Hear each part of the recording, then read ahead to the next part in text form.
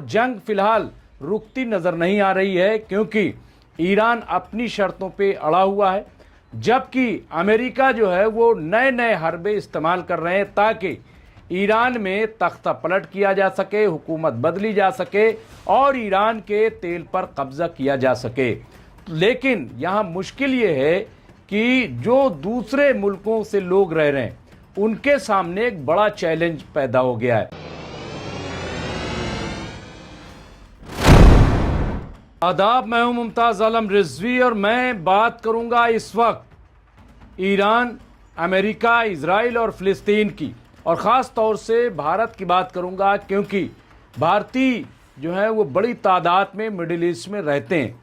उनकी क्या सूरत हाल है, इस वक्त क्या पोजीशन है, मैं आपको बता दूं। ये जो जंग शुरू हुई है 28 फरवरी से, इसको 1 महीने से ज़्यादा का वक्त हो रहा है और जंग फिलहाल रुकती नज़र नहीं आ रही है, क्योंकि ईरान अपनी शर्तों पे अड़ा हुआ है, जबकि अमेरिका जो है वो नए नए हरबे इस्तेमाल कर रहे हैं ताकि ईरान में तख्ता पलट किया जा सके, हुकूमत बदली जा सके और ईरान के तेल पर कब्जा किया जा सके। लेकिन यहाँ मुश्किल ये है कि जो दूसरे मुल्कों से लोग रह रहे हैं उनके सामने एक बड़ा चैलेंज पैदा हो गया है।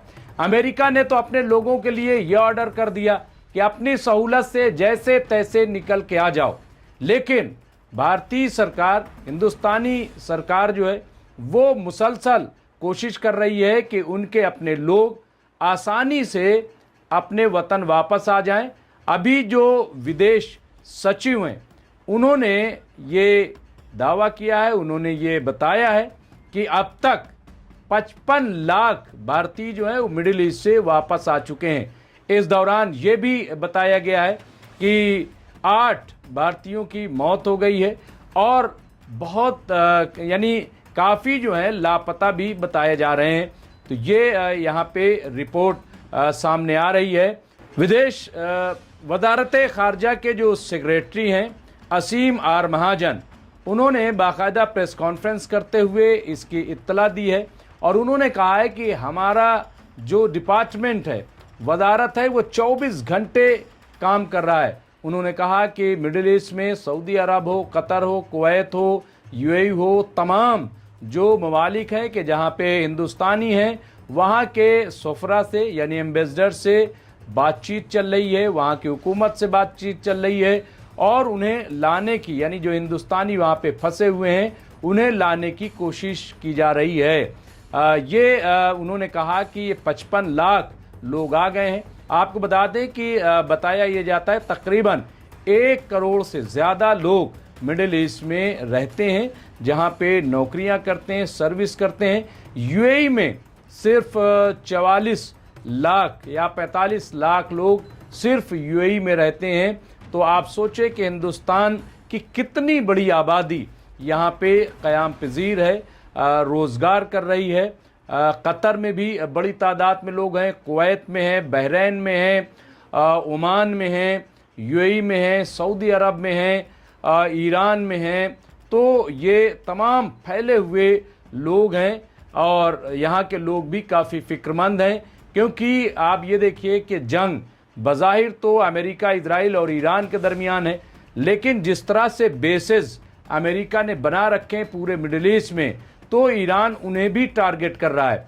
यूएई पर बहुत बड़े हमले ईरान की तरफ से किए जा रहे हैं, जो वहाँ पे अमरीकी बेसेस हैं और जिन होटल्स में अमरीकी ठहरे हुए हैं, जब ईरानियों को पता चलता है तो वो उस पर अटैक करते हैं। इसी तरह से जो सऊदी अरब में अमरीकी बेसेस हैं उस पर अटैक हो रहा है। कतर, कुवैत, बहरीन, ये तमाम जो है ईरान हमला कर रहा है। तो इस वजह से यहाँ के हालात भी काफ़ी कशीदा हैं।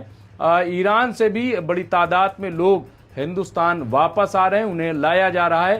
तो ये बहरहाल पूरी सूरत हाल है मिडिल ईस्ट की, और इसमें हिंदुस्तान भी काफ़ी मुतासिर होता दिखाई दे रहा है। स्ट्रेट ऑफ होर्मुज़ के बंद होने की वजह से यहाँ पे जो तेल की और गैस की किल्लत है वो भी आप समझ सकते हैं।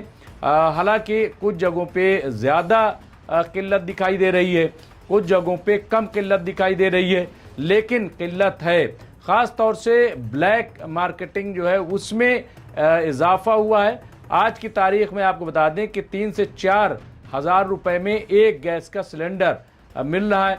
अब जाहिर है कि शादी ब्याह में ज़रूरत होती है, होटलों में ज़रूरत होती है जो कमर्शियल गैस सिलेंडर हैं उनकी, लेकिन जितनी ज़रूरत है उतना नहीं मिल पा रहा है। कई होटल खबर ये है कि वो बंद भी हो रहे हैं। कई जगहों पे काम भी बंद हो गया है क्योंकि मज़दूरों को गैस नहीं मिल रही और जो गैस मिल रही है वो काफ़ी महंगी मिल रही है। खाने के होटल्स भी महंगे बंद हो रहे हैं या फिर वहाँ पे खाना महंगा हो गया। जो रोटी 5 रुपए में मिलती थी वो 7 रुपए में मिल रही है, जो 8 रुपए में मिल रही थी वो 10 रुपए में मिल रही है, और इसी तरह से खाना का भी हिसाब किताब होता जा रहा है। तो कुल मिलाकर के, और ये भी आप देखिए कि आने वाले दिनों में ये मुश्किल हल हो जाएगी ऐसा दिखाई नहीं दे रहा है। ऐसा लग रहा है कि ये जो मुश्किलात खड़ी हो रही हैं इनके असरात काफ़ी दूर तक मुरतब होंगे। तो बहरहाल ये सूरत हाल है पूरे मिडिल ईस्ट की और हिंदुस्तान की। हिंदुस्तान में काफ़ी 55 लाख लोगों का आना मैं समझता हूँ कि खुशाइंद है, लेकिन जो लोग लापता हैं उनकी तलाश जारी है। फ़ोन पे बातचीत चल रही, हुकूमतों से बातचीत चल रही है। जो लोग मारे गए इस हमले में उन्हें उनके जो लाश है उसे भी लाने की सरकार कोशिश कर रही है। तो ये अब तक की बड़ी अपडेट थी जो हमने आपकी खिदमत पेश की है। इस तरह की खबरों के लिए देखते रहिए एमएमसी न्यूज़ इंडिया। बहुत बहुत शुक्रिया।